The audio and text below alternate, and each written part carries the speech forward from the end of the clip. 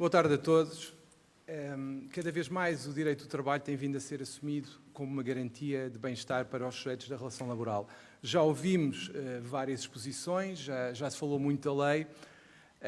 Parece-me que não podemos esquecer que a sociedade e a forma como a sociedade percepciona toda esta matéria da igualdade de oportunidades e da igualdade de género é fundamental.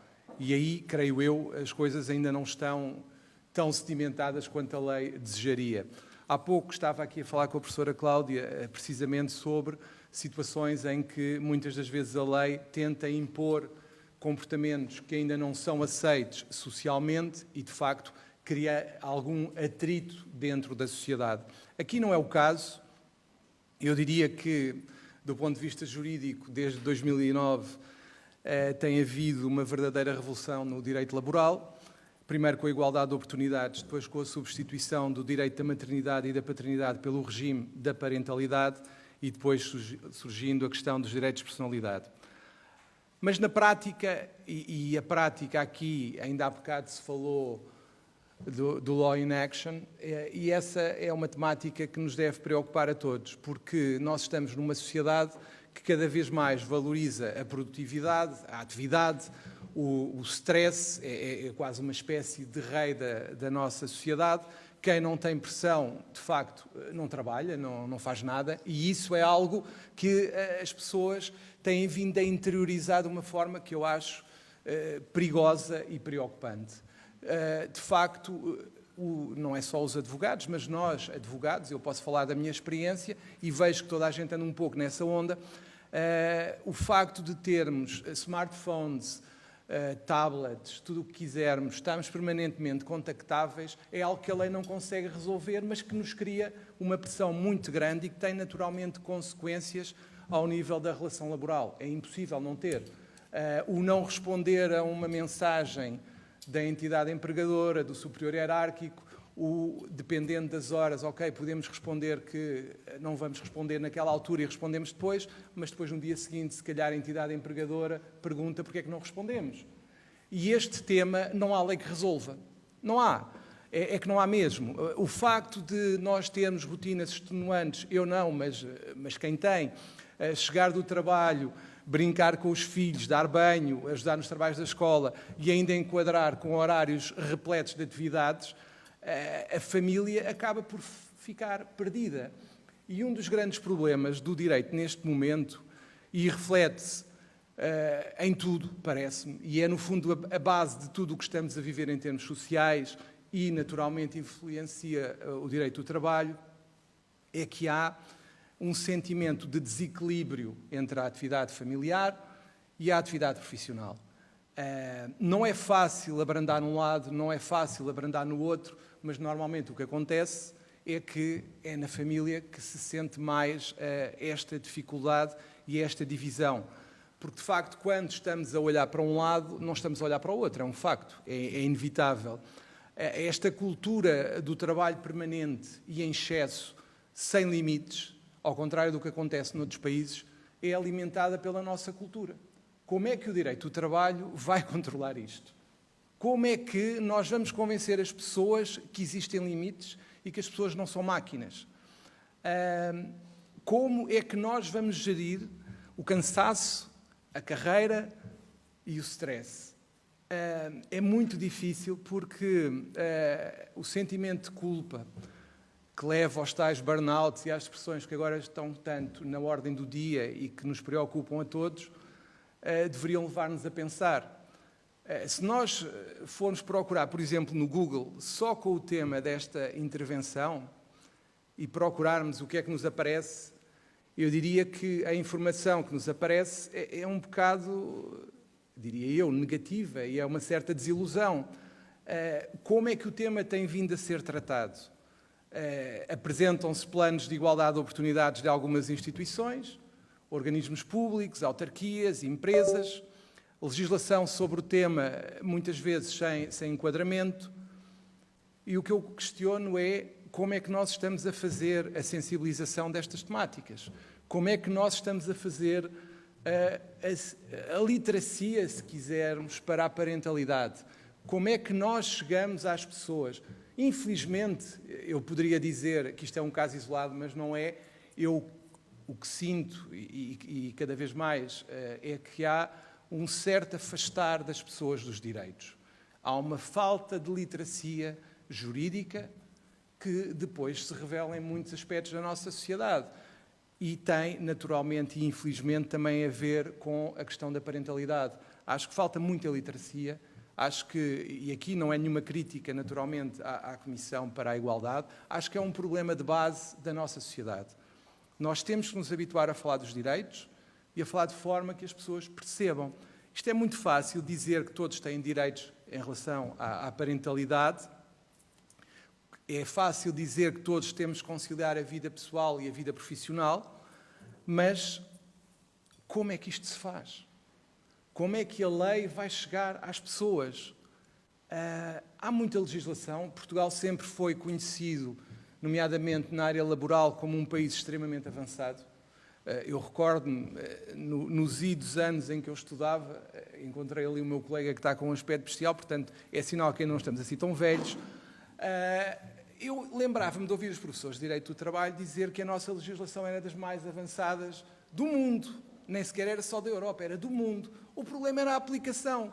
E eu olho para trás, ao que era dito na altura, e comparo com o que se passa hoje, e muitas das vezes é o que se passa. Porque nós, quando olhamos para isto, é muito fácil dizer vamos fazer a conciliação da vida pessoal e da vida profissional. Mas como é que se faz? E tivemos uma vantagem que foi a forma como a pandemia nos educou. Porque, de facto, a pandemia educou-nos em relação a esta temática. Quer se queira, quer não, o teletrabalho, toda a experiência que tivemos na altura ajudou-nos a olhar um pouco mais para a família. E para a família sem qualquer conotação, família, as pessoas que estavam connosco, o nosso agregado. E isso ajudou a ter uma forma de olhar para as coisas diferente e que poderá vir a ser aproveitada ou não, depende como as coisas se passarem nas empresas. E aí é que está a sensibilização de que eu falava, e aí é que está a grande questão, porque a questão das experiências das semanas de 4 dias, não sei se têm reparado, mas eu tenho reparado, por exemplo, que à sexta-feira há menos trânsito, mas eu também, como moro no deserto, a atravessar a ponte, se calhar tem a ver com isso, não sei, mas eu tenho reparado que há menos trânsito. À sexta-feira, parece-me indiciar que existe uma cultura da sexta-feira como teletrabalho, por exemplo, ou então uma semana de 4 dias, eventualmente também já esteja em vigor em algumas empresas. Vejo que alguns clientes mantêm o teletrabalho, mantêm essa experiência. Vejo também que há outras empresas que estão numa luta tremenda para trazer os trabalhadores ao presencial. E é aqui, quanto a mim, que está o equilíbrio que terá que ser procurado. Como é que nós vamos convencer as pessoas de que tem que haver igualdade de oportunidades quando falamos de parentalidade e carreira profissional? Ainda para mais numa altura em que há estudos, como todos penso que temos lido, em que o tal gender gap não é só salarial, é mais do que isso, é verdadeiramente de mentalidade. Como é que nós vamos vencer esta, diria, separação entre homens e mulheres, e também, mais uma vez, sem entrar em qualquer classificação de qualquer outra espécie, mas é óbvio, na minha opinião, que há uma separação de mentalidades entre homens e mulheres nos últimos tempos, que se tem verificado, por exemplo, nos resultados eleitorais, não só em Portugal, mas na Europa, em que as mulheres são mais progressistas e os homens mais conservadores. É um facto. Pelo menos o que eu tenho lido diz-me isso, e as pessoas com quem eu tenho falado também o tenho verificado. E isto preocupa-me um bocado, para não dizer muito. Eu recorri a 2 estudos, um nacional e um internacional, e vou acelerar para não vos maçar muito. O internacional, que é da Associated Press, em conjunto com a Harris School of Public Policy da Universidade de Chicago, debruçou-se sobre como pode a parentalidade afetar a progressão de carreira dos pais. Concluiu que os homens e as mulheres têm diferentes perspectivas sobre o impacto que criar um filho pode ter para a segurança e sucesso no local de trabalho. tem a ver, essencialmente, com a diferença na partilha de responsabilidades e trabalho doméstico, que é efetivamente um problema também em Portugal, não é só lá fora. O estudo concluiu que 35% das mães relatam fazer mais tarefas do que os seus parceiros, comparando com apenas 3% dos pais que relatam o mesmo. A maioria dos inquiridos que não são pais disseram que, se tivessem filhos, compartilhariam da mesma forma as tarefas, como trocar fraldas, acordar de madrugada para alimentar o bebê ou planear refeições. Não tinham noção do que diziam, pelo que se vai dizer a seguir, que é... quando foram analisar após o nascimento do bebê, não era bem assim. E o que é que aconteceu? Os homens, na sua, diria, candura, antes de saberem o que lá vem, dizem que sim a tudo. Mas depois, quando as coisas começam a apertar, esta divisão igual das tarefas não é bem o que parece, nem o que foi dito antes. E, após o nascimento do bebê, o que é que se passa? Os homens não estão cientes do que implica. Daí, e aqui eventualmente vou ser polémica em relação ao meu próprio género, que é os homens não são tão maduros como as mulheres. Pelo menos em geral. E não estavam conscientes daquilo em que entraram, eventualmente. Enquanto, agora já ouvi dizer que há workshops até para avós, se calhar os homens têm que começar a fazer workshops e perceber bem o que é que significa ter um bebê, e aqui, pelos vistos, infelizmente, não há essa consciencialização, e quando se fala de consultas médicas, planeamento, atividades extracurriculares, apoio emocional às crianças, as coisas não são tão divididas de acordo com o que foi a conclusão do estudo. E uma coisa que me sensibilizou bastante e que me impressionou foi que 57% das mães comentaram que fornecem todo ou a maior parte do apoio emocional aos filhos e só 1% referiu que o suporte é garantido pelo pai. Portanto, não é só as tarefas, é mesmo o apoio emocional. Ainda com base neste estudo, metade dos adultos acredita que uma criança pode dificultar a promoção no trabalho e as negociações de aumento de salário. Estas opiniões estão mais uma vez relacionadas com o género. 47% das mulheres a afirmar que ter filhos é um obstáculo à segurança e progressão no emprego, comparativamente com 36% dos homens. E que esta percepção é mais comum nas pessoas com idade inferior a 30 anos. Quantos de nós já não ouvimos falar em empregadores a dizer e a tentar impor limitações à gravidez, etc., para que não houvesse prejuízo da carreira? Todos nós já ouvimos falar disto, infelizmente. Como é que nós vamos entrar nestas relações laborais e sensibilizar as pessoas para esta nova realidade que queremos que se imponha à sociedade? Esta é a questão. No estudo, estas diferenças explicavam-se pela carga de responsabilidade das mães, já que as limitações no trabalho podem derivar da existência de mais tarefas e de um horário exigente devido às crianças. E há, inclusivamente, perda de oportunidades de carreira em comparação com os colegas sem filhos. Todos nós conhecemos mulheres que ou não têm filhos, ou têm filhos muito tarde porque não querem ser prejudicadas na carreira. Eu conheço, portanto, creio que todos conheceremos, infelizmente. E a própria pandemia não teve só coisas boas, também teve coisas más. Nos Estados Unidos, na primavera de 2020, cerca de 3,5 milhões de mães com filhos em idade escolar perderam o emprego, tiraram licença ou deixaram o mercado de trabalho. Isto deve-nos levar a pensar e bastante sobre o assunto. Eu diria que o teletrabalho acaba por amenizar a situação. Porquê? Porque as mulheres trabalham fora do local de trabalho e trabalham muito e por isso conseguem esta flexibilidade que permite-lhes continuar a competir num mercado tão difícil.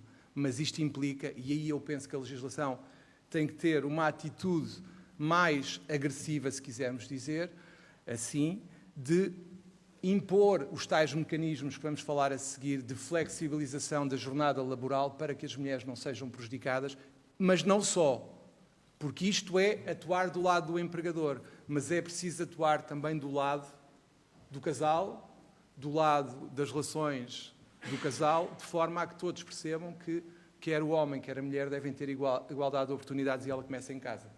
E é aí que eu creio que estará a maior dificuldade.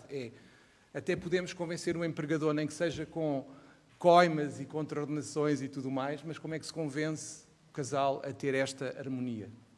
Esse é que é o tema, porque podemos ter as melhores leis que existam ou que queiramos ter, mas depois o law in action não funcionará se nós não atuarmos na área socioafetiva, que é aí que está, creio eu, a gênese de tudo isto. Porque este impacto, esta sensibilização implicará que tenhamos a consciência de que temos que criar campanhas e sensibilizar as pessoas para a necessidade desta igualdade de oportunidades ser efetiva e das mulheres não serem prejudicadas na progressão. É muito importante criar uma rede. É importante ter rede de apoio à infância, que ainda não existe e que infelizmente prejudica e muito os casais, muitas vezes com maior prejuízo para as mulheres. É muito importante a credibilização da escola pública, que infelizmente nos últimos tempos se tem perdido, e volto a repetir, infelizmente, e tem levado à opção pelos colégios e pelas escolas privadas, que nunca pode ser solução, me parece-me, ou então vamos estar a criar um gap entre quem tem e quem não tem dinheiro, e aí já não é de género. E acho que, eu já não vou ter tempo de falar de um estudo português que também chega ao mesmo sítio e às mesmas conclusões, e não vos quero amassar com isso, só queria salientar algo que me impressionou, não porque eu não soubesse, mas que creio que expressa tudo isto que eu tive a falar até agora, que é, em Portugal, as mulheres continuam a assumir a maioria das responsabilidades familiares, infelizmente. Não há essa paridade que a lei prevê e procura estabelecer, mas volto a dizer, não basta a lei dizer, a lei tem que arranjar mecanismos de sensibilizar a sociedade. E houve uma frase que foi dita por uma entrevistada que era esta: temos que ser mães como se não fôssemos profissionais e temos que ser profissionais como se não fôssemos mães. Como é que se consegue resolver esta dualidade?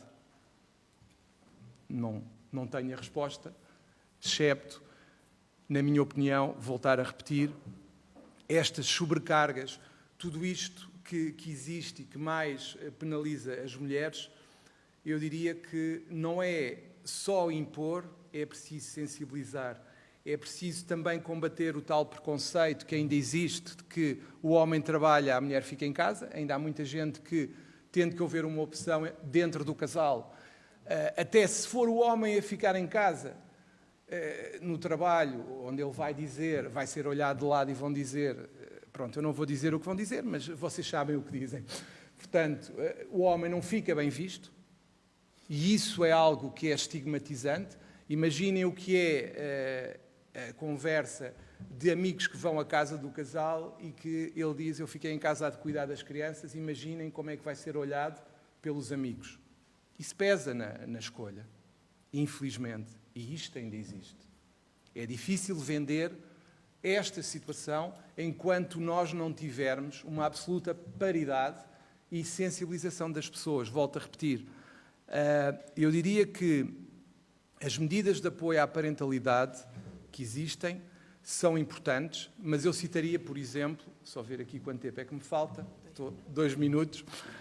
Por exemplo, na Suécia e na Noruega, que têm a igualdade de género como ambição a longo prazo, têm proporcionado licenças longas com divisão em períodos similares para mulheres e homens não transferíveis entre si. É uma solução. Noutros países, como o Reino Unido e a Irlanda, as licenças parentais são mais limitadas em termos de duração e remuneração e existe flexibilidade quanto aos regimes de trabalho, mas com as mães ainda a assumir regimes a tempo parcial. Em Portugal, diria que temos incentivos para a partilha das licenças parentais por ambos os pais e o alargamento da oferta pública de serviços de apoio à infância, infelizmente, ainda não é o que todos quereríamos que fosse. E eu agora vou passar já aqui para a conclusão, que tem a ver com o seguinte. Eu diria que os desafios significativos que ainda hoje são sentidos e que afetam a progressão de carreira das mulheres incluem a falta de tempo para investir em si mesmas e no seu desenvolvimento profissional, a pressão para equilibrar as responsabilidades familiares com as exigências do trabalho, a falta de apoio adequado, a ausência ou escassez de opções de cuidados infantis de qualidade e a persistência de estereótipos de género que podem limitar as oportunidades de progressão. Estes são os grandes desafios que temos que enfrentar. Eu diria que a sociedade que impõe, por um lado, uma cultura de trabalho até mais não e um ideal da mãe perfeita, vai seguramente comprometer esta igualdade de oportunidades. Enquanto continuarmos a falar em maternidade, apesar da alteração da lei, e não em parentalidade, muitas mulheres vão continuar a enfrentar obstáculos na promoção ou progressão na carreira.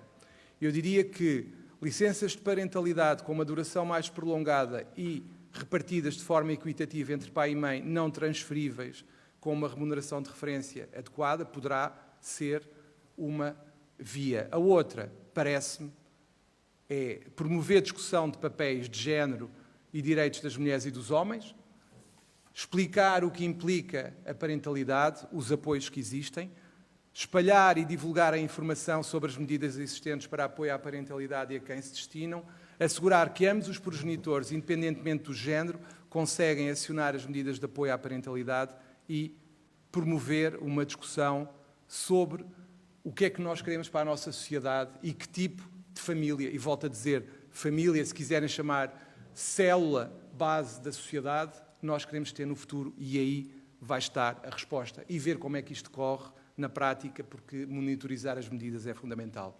Muito obrigado e peço desculpa 2 minutos de atraso.